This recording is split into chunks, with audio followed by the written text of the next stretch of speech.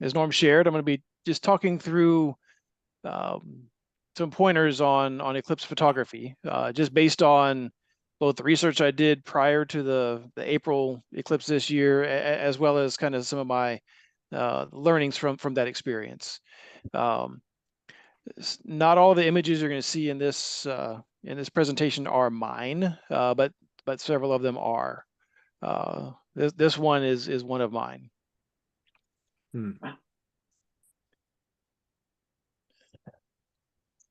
All right, so this is how I've kind of structured the order I want to cover things in. First, I want to talk about all the pre-work you want to kind of lay in place long before you actually go out and want to start taking pictures of an eclipse. Talk briefly about safety. Spend a few minutes giving folks a sense for the timing of an eclipse, because it's one of those things that does not have a flexible schedule, right? Things are happening at a very specific time, and you got to be in the right place at the right time and ready, because you get no do-overs, at least nothing really quickly. From there, I'll talk through gearing, and actually kind of the process that at least I went through in taking the pictures. And then I'll touch a little bit about post-processing. Feel free to ask questions along the way. I'm not going to claim to be an expert, but I can say I've done it once. So first, we'll talk a bit about planning. Oftentimes, months, if not years in advance of a total solar eclipse, there's a wealth of information available on the internet with very detailed maps that have detailed chronologies of what you're going to see when things are going to start, when they're going to end, and you'll have a pretty good idea of where it's going to happen. So if the first step is really, if you're going to go take a look at it, make sure you know exactly where the path of totality is in particular. And we'll talk about that again in a few minutes.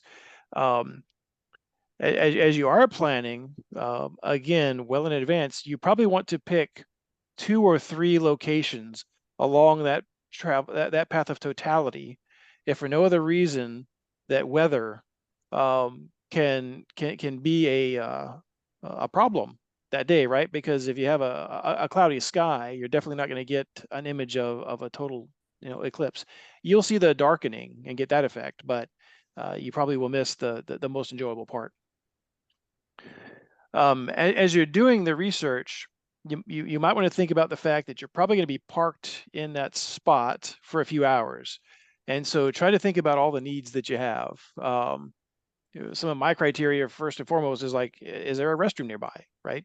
I don't want to have to pack up my gear or leave my gear to go very far to go find something like that. And I'm definitely not going to just wander off into someone's backyard or out into the woods necessarily. And then a couple of other things, right?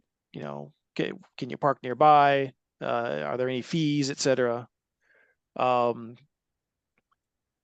As you get really close to the event, right, night before, right, if you don't live near the path of the eclipse, wherever you're staying, go back and double, triple check the weather, because you may be making your final decision about where you're going to be the night before or even early the morning of. And then the last bit about your location is when you get there, think about where the sun is going to be in the sky, and make sure that there's not a notable obstruction between you and the sun. You don't have to worry too much about foreground, unless you're really planning to take a very wide angle shot. There are a couple of interesting things you can do with wide angle at the eclipse. I'm not going to talk any of them. But it's really neat to be able to see, the star field in what's effectively the middle of the day. So that's pretty cool. I'll probably escape out of the presentation and just pull up a website real quick. So we've had one eclipse, right? It's already passed us, and so you may be wondering, when is the next solar eclipse? These things happen, particularly total solar eclipses, every couple of years, right? So this website, and I can add this to my slide deck and then post it. It tells us every eclipse for the next 50 years. Odds are that's going to be in, longer than, probably all of us are going to be able to go see an eclipse. Just guessing. So it starts with the one that just happened, right? The next one that's total solar eclipse is some 2 years out. And if you're a traveler, right, it may be worth heading out to, Greenland, Iceland, or Spain to go view it. It would be kind of cool. I'm not going to talk every single one. The next one that's going to be visible in the US is not going to be until 2040 something.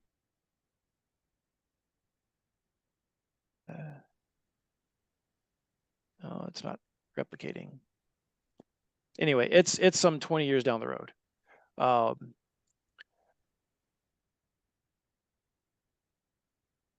Spots that are going to have total eclipses. In particular, this one in 2028, it's crossing Australia. It will have the center of the path of totality right over Sydney. And so it's only 4 years away, 4 years and 1 week away from today. So anyway, just in case folks have that on their bucket list, there are opportunities every now and again. Resume the slide deck. Okay. So that's all I'm going to say about location.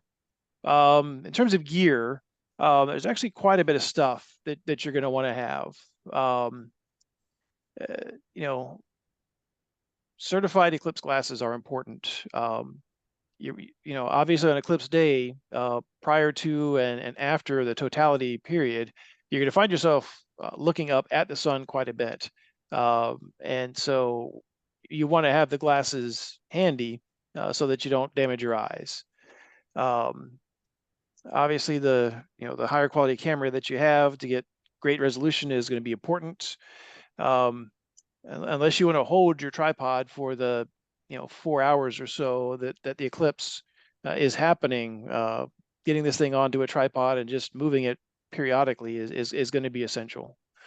Let me talk about the solar filter. The sun is a very bright object, and in order to be able to compensate for all that brightness, you've got to have a minimum 16 stop neutral density filter. So you probably want to get somewhere between a 16 and 20. I think I used a 20 stop filter for all of my images. Lens, the longer the focal length you have, the better, right? I was shooting with my 200 or 100 to 400 with a 2x teleconverter, so I was effectively shooting most of my shots at the 800 millimeter range. And you can kind of see here at the bottom, this shows you what the sun is going to look like on your sensor based on the different focal lengths, right? So 200 millimeter, it's still going to be fairly tiny, and you probably won't have a lot of detail of the eclipse. And obviously, if for some reason you've got a 2000 millimeter lens, right, it's gonna be about as full in the frame as you're going to want to have it.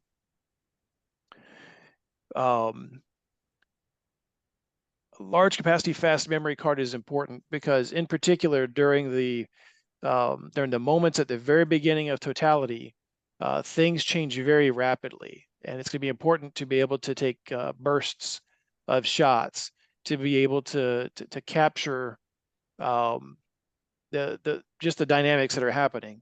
And I also recommend something that I did, which is do automatic exposure bracketing. So in that burst, it's stepping up and stepping down the exposure value, simply because there's no way to compensate that quickly for the rapid light conditions changing.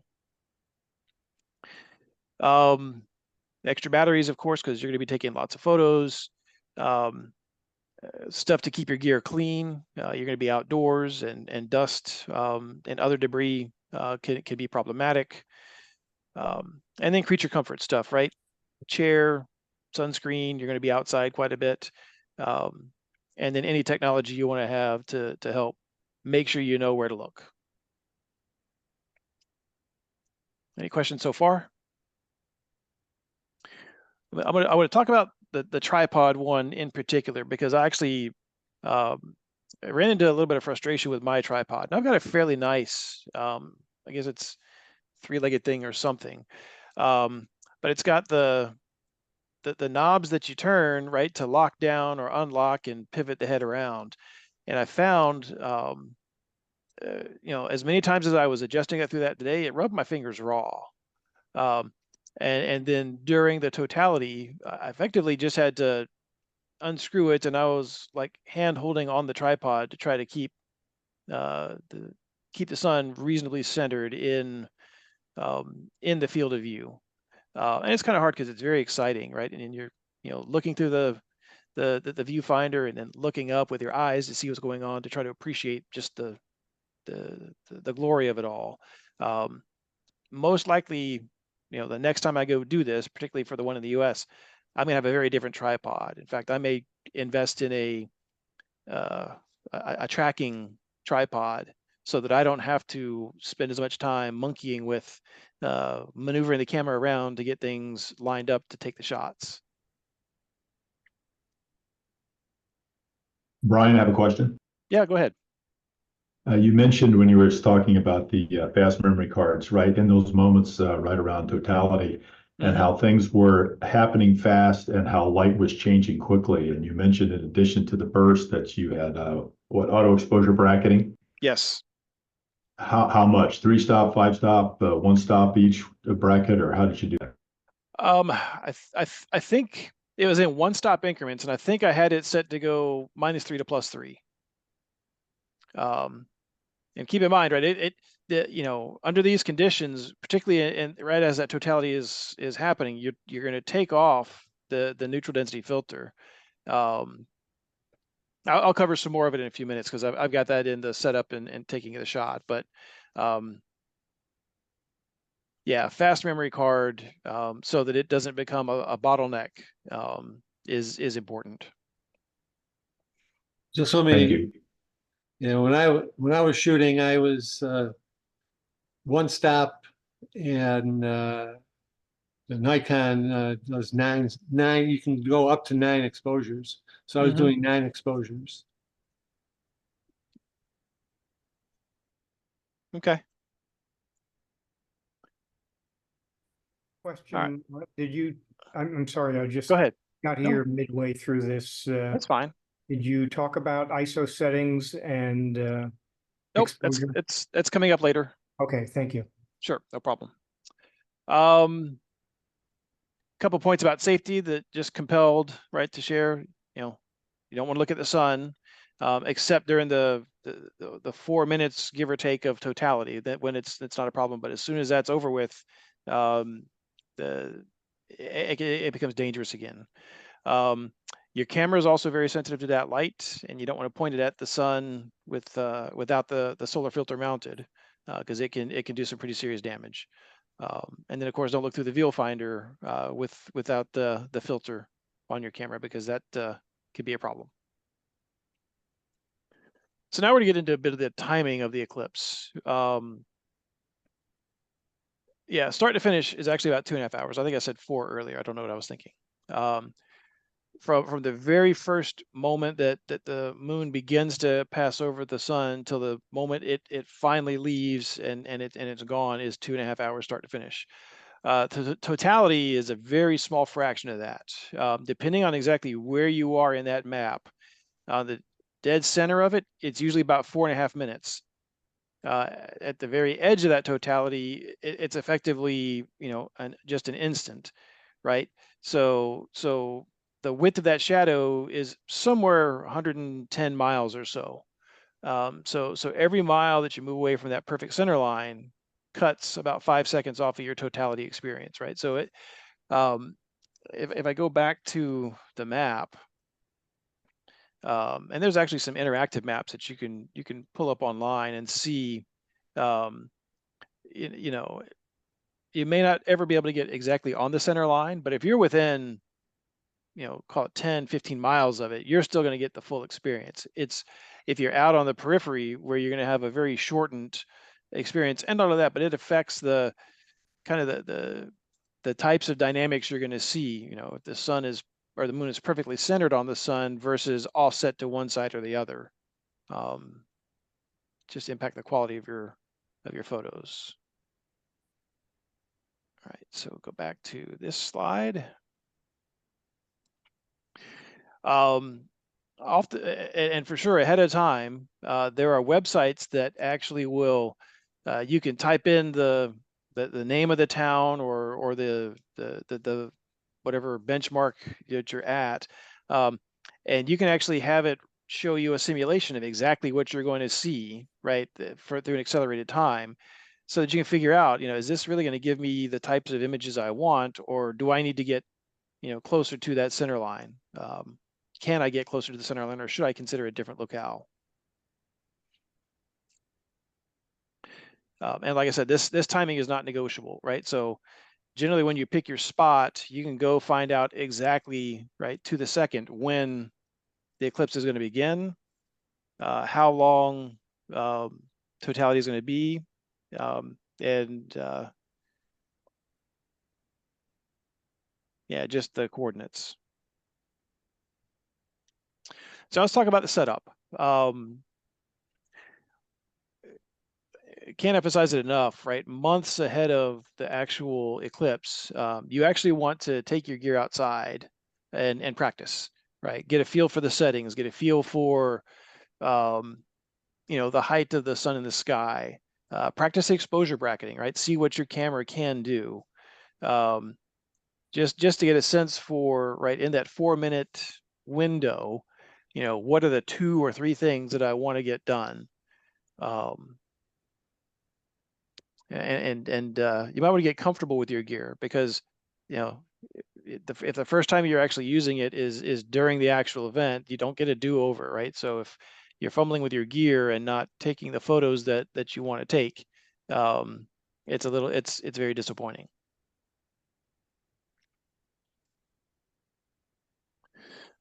All right, so when it's almost upon you, right, the night before, I highly recommend you give your gear a really good cleaning.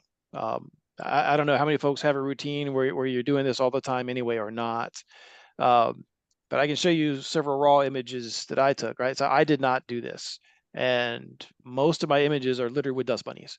Good news is most of them are easily edited out, but in some cases, right, they do have an impact on image quality and leave blemishes, etc. And just take a look at everything, right? Make sure everything's in working order, right? Full charge battery, memory cards are working. You don't have them full of, photos from your last adventure, etc. Right? You truly are ready to go.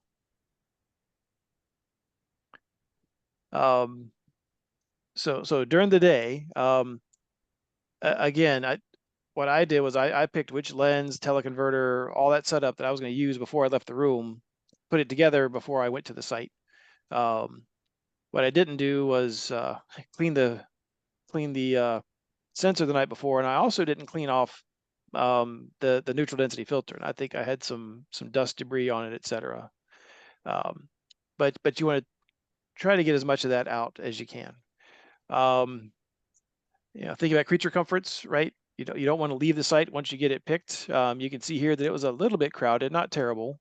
This is me in the red, and then my photo buddy on the right. He was my photo instructor, and he's actually got 3 cameras set up to my one, and there were another 100 or so odd people just on this portion of the lakeshore that we were at. You want to get there early. In our case, right, eclipse began at 2, totality was, around, just after 3. So we got there at 10 a.m. Other folks were already arriving, but there was plenty of parking, and we were able to get, a really nice posh spot. So, and you can see there, right, there was trees behind us, but there really is really nothing in front of us except like a sand volleyball court and a lake with lots of birds. So that's another thing to keep in mind, right? So you're probably going to have a lot of time between when you arrive and when the actual interesting things for the eclipse are going to happen. So try to pick a spot that's got other things of interest to occupy the time. Otherwise, you may just sit out in the sun and wait for a while. In our case, right, we could go around, chasing birds to take pictures of, and just other natural features, etc. I didn't mention it here, but you also want to think about the season, right? Not all of these are going to happen in the spring or summer, right? So you may need to do extra things to keep yourself warm or cool, right, depending on the season. All right, so at least how did I set up my camera? We definitely I used aperture priority mode, but you could also do manual. During the setup, right, I would manually focus my camera on the sun, of course, having the filter in the Eclipse glasses on. And I just leave it at that setting for everything that I'm taking, as the Eclipse is beginning, right? So the images on the right, and the images before that, manual focus on the sun primarily, so you can see sunspots, and then just shoot away. But once you get to that 10 to 15 minutes before totality, and you may want to set alarms on your phone or on your watch so that you don't lose track of time. When you get to that point, you make a slight shift in your manual focus to the moon, just to make sure that that edge is really, really crisp, because that becomes really important during totality. And also at that time, I changed the f-stop, right? So during my first few images, I had a fairly moderate f-stop. I want to say, yeah, between f8 and f16. And that gave pretty good detail on the sun as the moon was passing through. But I wanted to be able to capture the prominences, right? And so I had to run the f-stop way high so that I could get a crisp edge of the moon, but also get some crisp detail in the coronas and the sun flares coming off the sun, just given that it's such a massive depth of field. If I talk about ISO, yeah, with the solar filter on, I started at ISO 1600. I played with it up and down, but that was pretty good to give me the types of the shutter speed that I wanted with that level of light occlusion. Right before totality, right, 2 to 3 minutes before, took up the ISO, and I took off the solar filter, right? So you really want to wait until you see about this much of a sliver, right? And here you kind of see the progression of times, right? This was 2:56 p.m., right? Definitely still need the solar filter. This is way too much visible sun to do without a filter and without sunglasses or the Eclipse glasses. 12 minutes later, right? Call it 2 minutes, 2.5 minutes before the total eclipse time. This is, it's already noticeably dark outside. And at this point, it's safe to take off the actual filter on your camera and the glasses. So you at that point, I also took up the ISO because I was taking the f-stop way up into the atmosphere, right? And at this point, you still have just a few minutes to take a few more shots, and really make kind of your last minute adjustments. If you need to shift the focus a little bit, then you can. But you want to be ready for this moment, right? The diamond ring, right? So this doesn't happen everywhere. It depends on where you are in the on that travel, how close to the center line you are. I was very fortunate that I got to see it, but this only lasts for about 12 seconds. And in some cases, it can be as brief as 1 second. So you get a very narrow window. So when you know you're at that, eclipse time, you can tell it's coming because it's going to be darkening so rapidly. At that point, you just make sure everything is locked in on your settings, and you hold down the shutter release and do your best to keep the sun in the somewhere in the center of the field of view. Once the diamond ring is gone, then you end up progressing through, a cycle of, high corona visibility. And you can also see sun flares in this, depending on how well you've managed your f-stop. And then you kind of keep taking images, keep doing exposure bracketing, because the camera does its best in this window of time, but it may not be perfect.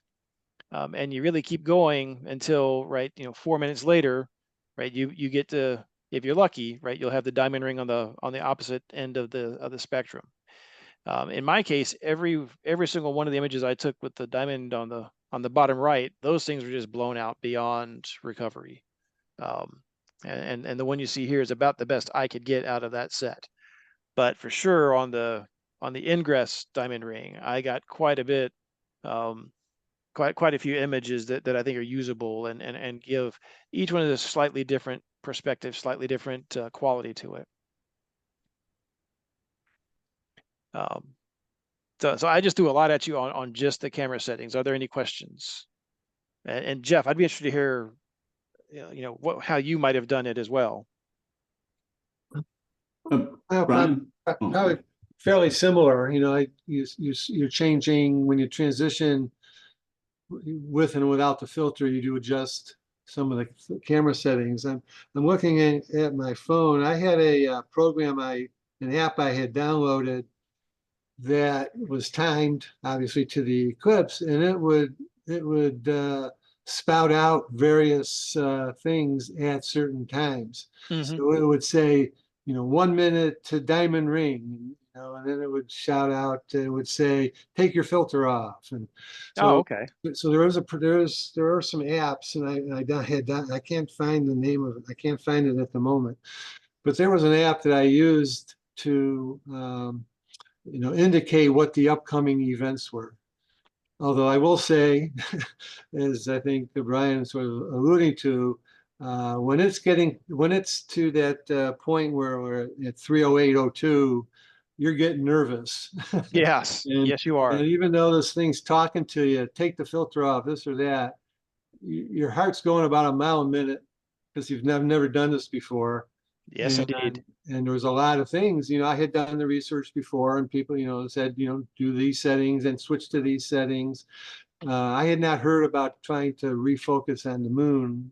I had figured infinity's infinity. So I had not heard about that, but it was a fun, stressful time, because you do want to try to get the diamond ring and all those things. And you don't have much time. And so this app was helpful. I mean, the countdown was helpful, because you didn't have to look at my watch or anything. Yep. Bob, were you going to ask a question? Well, yes, I made an observation of the picture that someone took of you and your buddy. And then, so you had the 3 tripods. Yep. Well, none of you seem to have used, or you don't have, is the flip out or flip up and down LCD viewer on the back. So I think we had them. We were just not using them. We were looking through the eyepiece.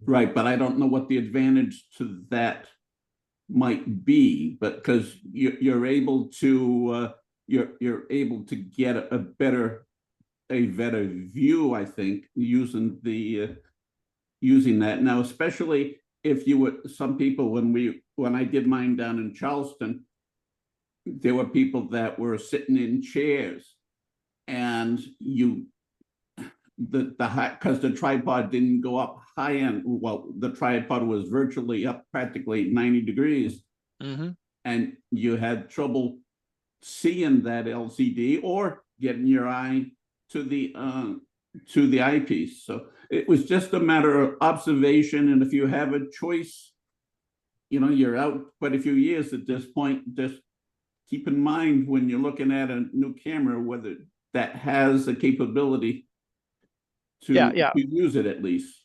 Yeah, mine has that capability. We tried it particularly whenever we were taking images of the sun, and between just the glare of the direct sunlight, and the kind of the offset of trying to move it and get it exactly where you wanted, for me, through the eyepiece was much easier than on the viewfinder or on the screen. So from a comfort standpoint, knowing that I only had one shot at it, I felt much more comfortable looking through the direct viewfinder versus looking at the screen. Okay. I don't disagree that it may have been a different outcome, and it probably has some advantages, but at the time, for me, it didn't feel like it was something I wanted to go learn how to go do in the heat of the moment. I understand. But it's something that, next time I'll probably practice with that. Just go out on a sunny day and point up at the sun and take pictures and see how that works. And some of them now, at least on my newer Nikon, is that you can set it up so you can touch your finger on that LCD screen to where you want it to focus. If you're in that time frame where you need to focus, do a focus change. Really? Yeah, mine will do that as well. Again, I only wanted to grab the grip and the place where the tripod or the camera was bolted to the tripod. I was afraid if I touch it in my excitement, I might knock my gear over. I think there may also be some right angle viewfinders that are available, depending on what camera you have. Mm-hmm. Yep. So if you're shooting almost straight up in the sky, that might be a good option. Yeah, I mean, this image is actually taken during totality, right? You can see how dark it is, right? And this angle we're all pointed directly at the sun during totality. So it's not vertical, right? But it's probably a good 60 degrees from horizontal. Okay. Yeah. So this next image is really to just give you a sense for how rapidly things are changing, right? So the timestamp on this sliver, right, 3:09 and 54 seconds. And then, a minute later, 3:10:54, that's the very first image I think I had of that burst of light of the diamond ring. And then from here, right, I just kept on bursting images through the whole diamond ring phase, right? The sun moved around a little bit in my frame because I was moving around a little bit, but made sure to try to capture as much as I could.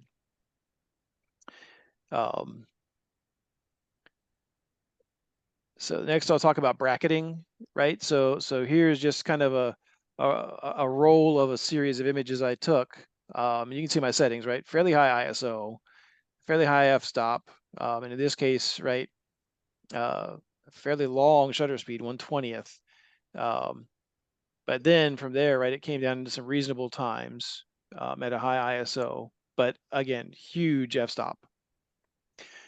For me, the reason I was doing it is what I'm kind of zooming in here on the bottom, right? So I was able to get some really cool detail in these solar flares around the sun, and a really crisp edge of the moon in the image.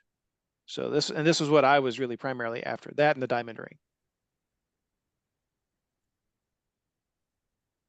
That's great stuff.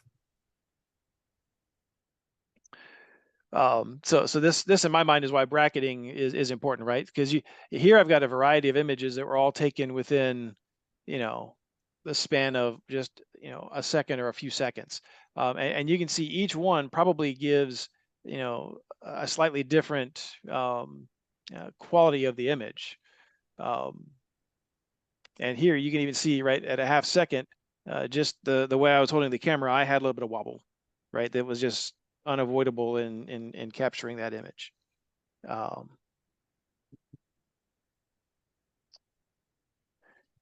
So after totality, there's still quite a bit of time to capture complementary images of the sun passing, of the moon passing by the sun as well, and especially if you're going to want to do a collage, right, of of the entire eclipse experience, you're going to want to capture, almost as many images after totality as you captured before. Although I'll be honest, what I found is I didn't keep taking pictures till the very end, that last pass, because I was just exhausted. Right, so I was very energetic from through the morning, through the beginning of the eclipse, definitely energized during totality. But once the moon got about 75% past the sun on its way out, I was done. And so I could go no more. But there's still a lot of stuff that happens after that totality moment. And then I'll kind of end with just to talk about post-processing. In the camera, some images are probably going to look terrible, but you don't want to just throw them away, because in many cases, the software we have today can recover them quite nicely and actually end up giving you, something very pleasing, right? So these two images side by side, these are the same image.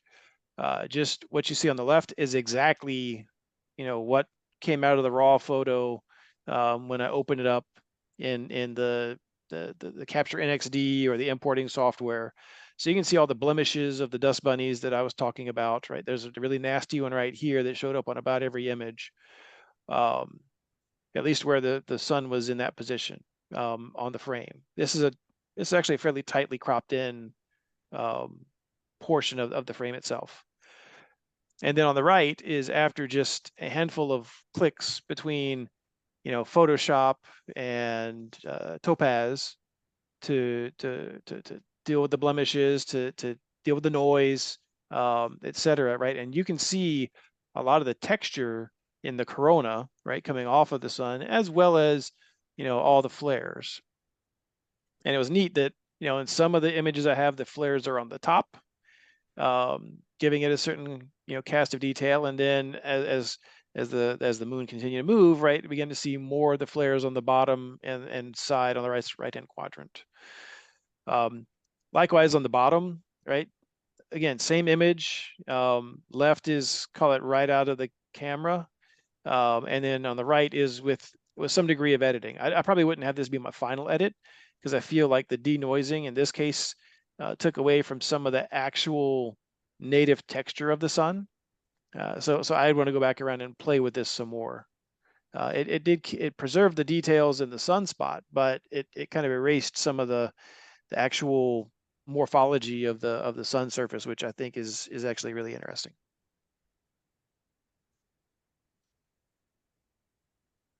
So that's all I had for solar eclipse, right? If I can sort of jump in for a second. Yeah. I think it's important to talk about just sort of the atmosphere around you while all this is happening. You're standing there and it's, it's a bright sunny day, and then as Bryan said, it starts to get darker and darker and darker. It was definitely getting cooler. I ended up putting my sweatshirt on because we were, out in the backyard of a house, and just lucky that we were just able to sit there. But it was definitely getting cooler. Put my sweatshirt on, and it's getting darker. It was getting quieter. They say, "Oh, you don't hear the birds and everything." Well, it was definitely noticeable how sort of still and quiet it became. And then you saw that little sliver, and it was getting dark, but it was like, it was overcast, maybe that kind of darkness. And even at that little sliver of light of the sun that you saw, it was still, pretty relatively bright out. And then when it hit totality, it was like a light switch going off. Mm-hmm. At least I felt it. Yeah. Like it was like boom, all of a sudden it was dark. And it was like somebody flipped the switch. And it got dark, and you looked around, and you go, what's going on? And then you look up at the sky, and there's this big hole in the sky. Yeah. You talk about, a religious experience. Obviously, it's not a religious experience, but it is something that you'll remember if you see this thing. I mean, I was a little surprised on how the whole atmosphere around the taking of it affected you. Yeah. And of course, we were in a neighborhood with houses and stuff, and all of a sudden, as soon as it hit totality, you could hear all these people cheering that you didn't Yes. even know were there. Yeah. It was all around the neighborhood with, somebody set off some firecrackers and things. So it was quite the experience beyond just taking of the pictures and the eclipse itself.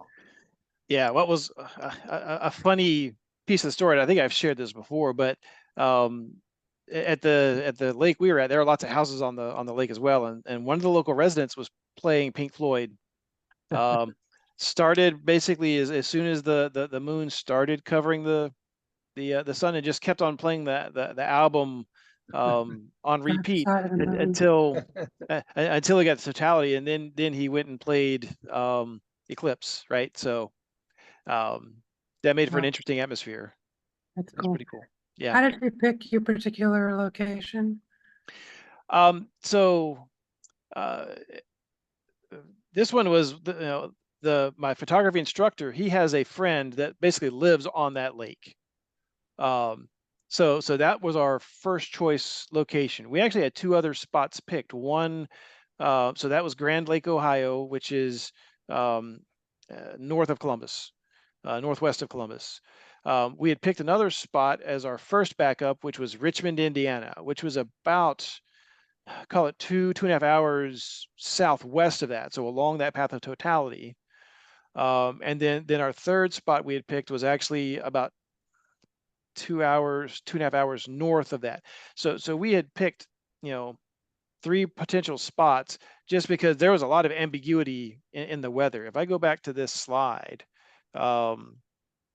this is actually the cloud forecast for the day of the eclipse that was there in April, right? And so I was in this area close to this blue cloud, but for the most part, they were forecasting a lot of clouds until you got just north of the line of totality.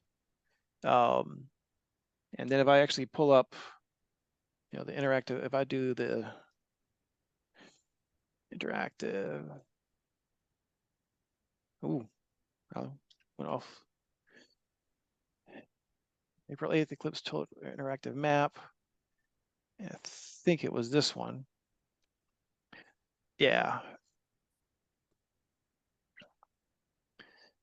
Yeah, so I was here on Grand Lake, right? So I was just a touch north of the path of totality, right? Not far. And we were actually pretty much right here in this parking lot, right?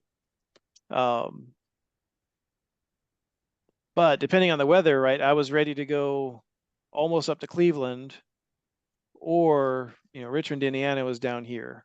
But in either cases, we were looking to stay only, maybe 15, 20 miles off the path of totality. But we picked this spot, because it was a lake, right? So there was, we could be on the North Shore and definitely have completely unobstructed view of the South. And since one of our friends lived there, right, it gave us a spot. And he was able to get there really early and start camping out for us. But we actually didn't end up having it very crowded. So it was actually pretty nice. I ended up being up in Vermont. I sort of lucked out. I actually had was teaching a woodworking class at North Main Street School in Boston that weekend before. And, I knew the eclipse was coming, but never really thought about it very much. And then sort of realized, hey, I'm going to be in Boston and there's going to be this eclipse on Monday after the weekend of my teaching.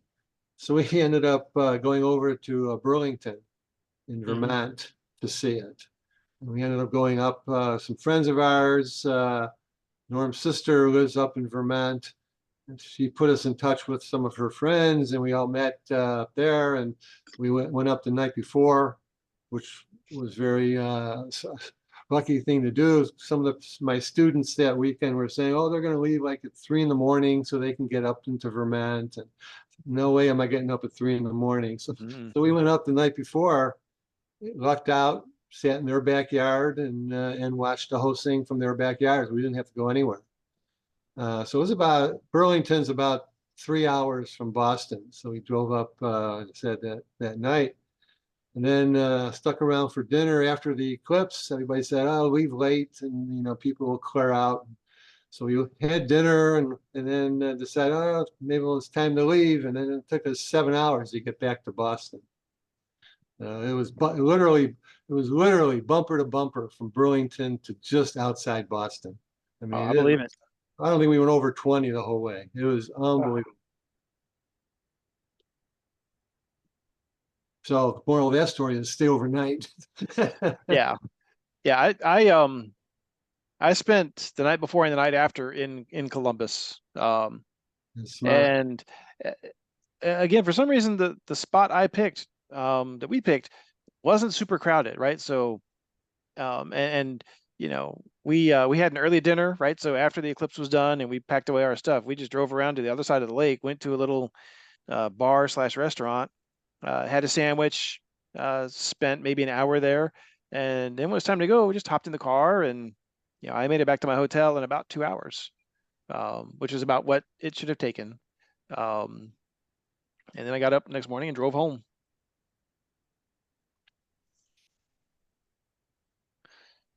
So that's all I've got on the eclipse photography.